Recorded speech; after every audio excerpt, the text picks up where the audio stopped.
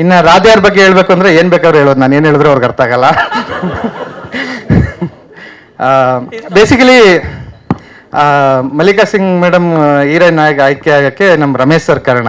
ನಮ್ಮ ತಂದೆ ತಾಯಿ ನೋಡೋರು, ನಮ್ಮ ಮನೇಲಿ ರಾಧಾಕೃಷ್ಣ ನೋಡೋರು. ನಾನು ಹೋದಾಗ ನೋಡ್ತಿದ್ದೆ ಒಂದಷ್ಟು ಎಪಿಸೋಡ್ಸು, ಬಟ್ ನಾನು ಕ್ಯಾಪ್ಚರ್ ಆಗಿರಲಿಲ್ಲ.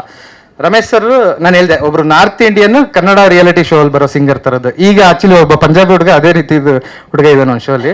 ಸೊ ಈ ರೀತಿ ಕ್ಯಾರೆಕ್ಟರ್ ಅಂತ ಹೇಳಿದಾಗ ರಮೇಶ್ ಸರ್ ಇಮಿಡಿಯೇಟ್ ಆಗಿ ರಾಧಾಕೃಷ್ಣ ಇವ್ರನ್ನ ಹಾಕೊಳ್ಳೋಣ ಹೀರೋಯಿನ್ ಅಂತ ಅಂದರು. ನಾವು ಸ್ಟಾರ್ಟಿಂಗ್ ಅಪ್ರೋಚ್ ಮಾಡ್ದೋ, ಆಮೇಲೆ ಅವರು ಅಷ್ಟು ಕನೆಕ್ಟ್ ಆಗಲಿಲ್ಲ ನಮಗೆ. ಸೊ ಬೇರೆ ಬೇರೆಯವ್ರನ್ನ ನೋಡ್ತಾ ಇದ್ದೋ, ಕೊನೆಗೆ ಒಂದ್ಸಲ ಅವ್ರ ಕಡೆಯಿಂದನೇ ಕಾಲ್ ಬಂತು. ಆಮೇಲೆ ಹೋಗಿ ಸ್ಕ್ರಿಪ್ಟ್ ಬಾಂಬೆಗೆ ಹೋಗಿ ನಾವು ಎಕ್ಸ್ಪ್ಲೇನ್ ಮಾಡಿದಾಗ ಮೇಡಮ್ ಖುಷಿಯಾಗಿ ಒಪ್ಕೊಂಡ್ರು. ಸೊ ನಾವು ಕೇಳಿದ್ಕಿನ್ನ ಹೆಚ್ಚಿಗೆ ಡೇಟ್ಸ್ ಕೊಟ್ಟು ತುಂಬ ನಮಗೆ ಅನುಕೂಲ ಮಾಡಿಕೊಟ್ರು. ತುಂಬ ಥ್ಯಾಂಕ್ ಯು ಮೇಡಮ್. ಅದೇ ಡೈಲಿ ಮೈಕ್ ಇಟ್ಕೊಂಡು ಆಕ್ಷನ್ ಕಟ್ ಹೇಳಿದ್ರು ಪ್ರೆಸ್ ಮೀಟ್ ಬಂದಾಗ ಒಂಚೂರು ನರ್ವಸ್ ಆಗಿ ಆಗ್ತೀವಿ. ಆರಾಮ್ ಸರ್ ಎಲ್ಲ. ಇನ್ನು ಸಚಿನ್ ಬಗ್ಗೆ ಹೇಳ್ಬೇಕಂದ್ರೆ, ಸಚಿನ್ ಹೇಳ್ದ, ಸರ್ ನಂದೊಂದು ಆಸೆ ಈಡೇರಿಸಿ ಅಂತ. ನನ್ನೊಂದು ಆಸೆ ಇದೆ, ಈಡೇರಿಸಿ ಅಂತ ಮೆಸೇಜ್ ಆಗ್ತದೆ. ನಾನು ಅನ್ಕೊಂಡೆ ನಂದೊಂದು ಚಾಪೀಸಲ್ಲಿ ಗೆದ್ದುತ್ತಾನೇನೋ, ಏನು ಹೇಳ್ಬಿಡು ಅಂತ. ಆಮೇಲೆ ಕೇಳಿದೆ, ಇಲ್ಲ ಹಿಂಗೊಂದು ಸಾಂಗ್ ಬೇಕು ಅಂತ. ಬಟ್ ಎಲ್ಲ ಕನೆಕ್ಟ್ ಆಗಿದೆ ಅಷ್ಟೇ. ನಾವು ಆ ಟೈಮಲ್ಲಿ ನಾನು ಬರಿಬೇಕಾಯ್ತು ಈ ಸಾಂಗ್ನ ಲಿರಿಕ್ಸ್. ಒಂದು 2 ಲೈನ್ ಬರೆದು ನನಗೆ ಸಿಗ್ತಿರ್ಲಿಲ್ಲ ಕ್ಯಾಚ್. ಸರಿ ಸಚಿನಿಗೆ ಕೊಟ್ಟೆ, ಸಚಿನ್ ಬರ್ದ. ನಾನೊಂದು ಲೈನ್ ಹೇಳಿದ್ದೆ, ಇಬ್ರು ಸೇರ್ತೀವಿ, ಊರು ತುಂಬ ಗುಸುಗುಸು ನಿಂತಿದೆ ಅಂತ. ಎಷ್ಟು ಮುದ್ದಾಗಿ ಬರ್ದಂದ್ರೆ, ದುಂಬಿ ಬಟ್ಟೆ ಬಂದಗಳಿಗೆ ಊರ ತುಂಬ ಊಹಾಪೋಹ ಅಂತ ಬರ್ದ. ನನಗೆ ಜಯಂತ್ ಕಾಕಣಿ ಸರ್ ಬರ್ದಿದ್ದ ಥರ ಫೀಲ್ ಆಗೋಯ್ತು.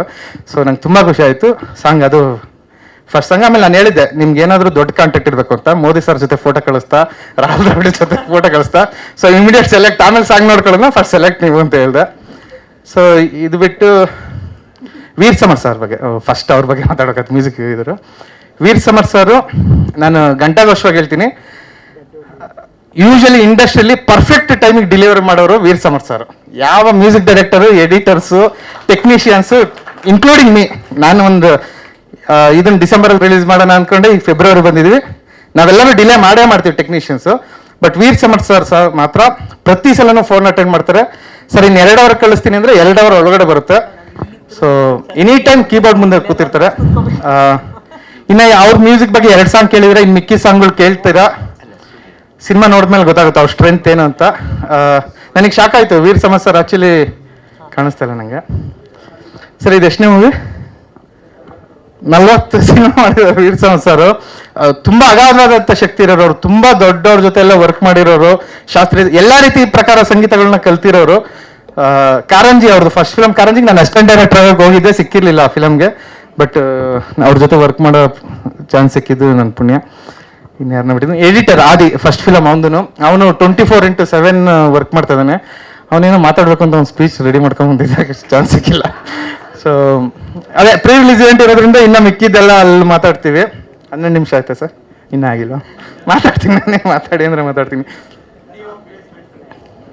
11 ಸಾಂಗ್.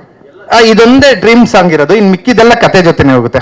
ಹೀರೋ ಬೇಸಿಕಲಿ ಮ್ಯೂಸಿಷಿಯನ್, ಸಾಧು ಸರ್ ಅಸಿಸ್ಟೆಂಟ್, ಅಂದ್ರೆ ರಿಯಲ್ ಸಾಧು ಸರ್ ಸ್ಟುಡಿಯೋದಲ್ಲಿ ವರ್ಕ್ ಮಾಡೋ. ಈಗ ಸಾಧು ಸರ್ದು ಲೂಪ್ ಸ್ಟುಡಿಯೋ ಇದೆ, ಅದರಲ್ಲೊಬ್ರು ಅಸಿಸ್ಟೆಂಟ್ ವರ್ಕ್ ಮಾಡ್ತಾರಲ್ಲ, ಸೇಮ್ ಅದೇ ರೀತಿ ಅತಿಶಯ್ ಅಸಿಸ್ಟೆಂಟ್. ಅತಿಶಯ್ ಆಮೇಲೆ ವಿನಯ್ ಸರ್ದು ಒಂದು ದಸರಾ ಫೋಟೋ ವೈರಲ್ ಆಗಿತ್ತು. ದಸರಾದಲ್ಲಿ ತುಂಬ ಸುಮ್ಮನೆ ಕೂತಿರೋ ಥರ.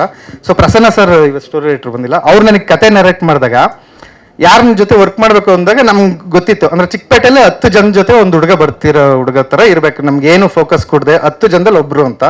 ಸೊ ವಿನಯ್ ಸರ್ ಆ ಫೋಟೋ ವೈರಲ್ ಆಗಿದ ತಕ್ಷಣ ನಮಗೆ ಕ್ಯಾಚ್ ಆಯಿತು, ಇಲ್ಲ ದೇವ್ರು ಕಳಿಸ್ತಾ ಇದ್ದಾನೆ ಅಂತ. ಸೊ ಅಲ್ಲಿ ಡೈಲಾಗ್ಸ್ ಅದೇ ವಿನಯ್ ಸರ್ ನಡತೆ ನಂದಂಚೂರು ಕಾಮಿಡಿ ಪಂಚಿಂಗ್ಸ್ ಇದೆ. ಅಲ್ಲ ಅವಾಗಲೇ ಹೇಳಿದ್ನಲ್ಲ ಸರ್, ಇವ್ರ ತರ್ಲೆ ಕ್ಯಾರೆಕ್ಟರು, ಇವರು ವಿನಯ, 2 ಮಿಕ್ಸ್ಚರ್ ಅತಿಶಯ್. ಫನ್ ಇದೆ, ಇಡೀ ಮೂವಿ ಫನ್ ಇದೆ. ಸೊ ಲಾಸ್ಟಲ್ಲಿ ಒಂದಷ್ಟು ಫೀಲ್ ಇದೆ, ಫೀಲ್ ಎಲಿಮೆಂಟ್ಸ್ ಇದೆ.